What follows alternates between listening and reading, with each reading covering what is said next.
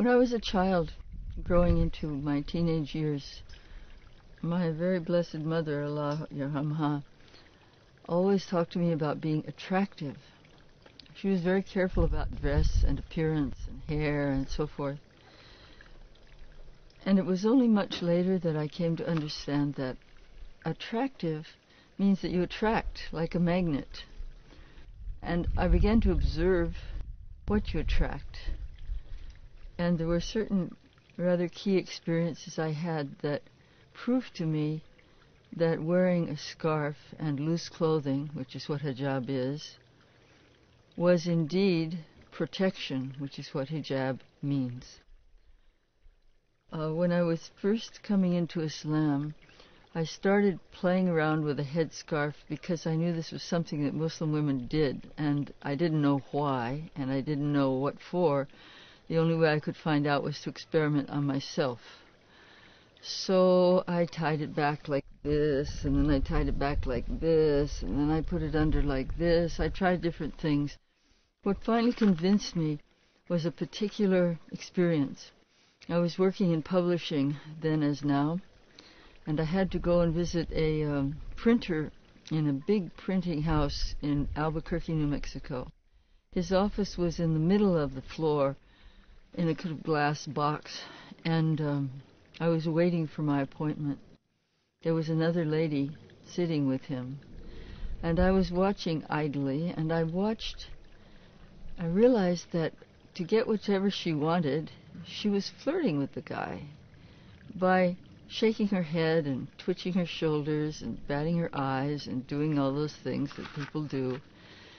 She was doing much more than just business.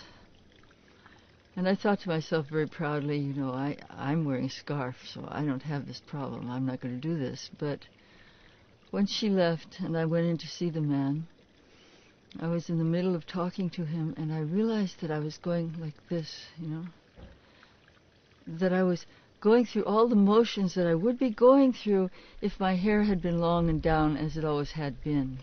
And that all of that, my whole life, had been an unconscious response to talking to a male. At that point, I realized that for a Muslim who is striving to be conscious of Allah, that this sort of unconscious play acting has no place and is useless and is irrelevant, and that there are other ways to get what you want, and that for a woman to work in the world alongside men and other women, it's much more convenient to work as a human being rather than a sexual object. At that point, I started wearing a scarf, and I have never not worn it since. And I have found nothing but respect from wearing it. I have never had any problem at all. Maybe a few glances, but compared to the glances I would have gotten of a different sort if I weren't wearing a scarf, it's been nothing. I think that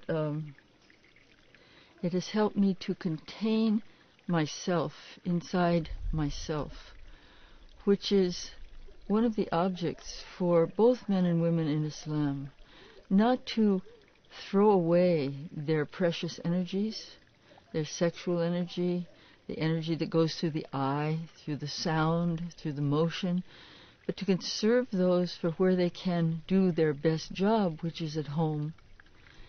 And when you move in the world, to move between people as simply a human being, not a sexual object. I think that the way people dress now in most of the world, particularly in the Western world, is really denying our souls. It's denying the quality of love, tenderness, humanness, intelligence, all the things we value. It's putting those way aside and emphasizing the physical. And if you happen to be, have possession of a perfect body, for a few years, you may enjoy this. But for the great majority of human beings, it is simply setting them a goal that is unreachable, number one. And number two, the goal itself is self-defeating because it concentrates completely on the physical and doesn't allow the inner beauty of a person to show through. There's another thing about understanding hijab and Islamic culture in general. If you go to an old Muslim city and you walk around, you find several things. One is that you find the roads are very narrow and the walls around yards are very high. You can't see over them, but the yards themselves may be very spacious. And all you get from walking through these narrow streets, which you never go whoosh, they always bend and turn and go around, so you have to take your time. When you walk through these streets, you have a feeling that behind all of these walls there are great mysteries taking place, there are great loves taking place, there are great lives taking place, but you don't know what they are. So there's a mysterious and enticing quality about it. You may have a smell of jasmine, or see some beautiful vine coming down the outside of the wall, or see some little lattice window with a face behind it. This is the stuff of dreams, you know. And this is the way a Muslim woman is when she is covered. It's like a walled garden, right? It's like the way we want our houses to be. We don't favor picture windows and big front lawns. We favor a wall, and inside of that all kinds of private life can take place of every kind of nature. But it isn't for everyone on earth to see. We're not interested in showing off.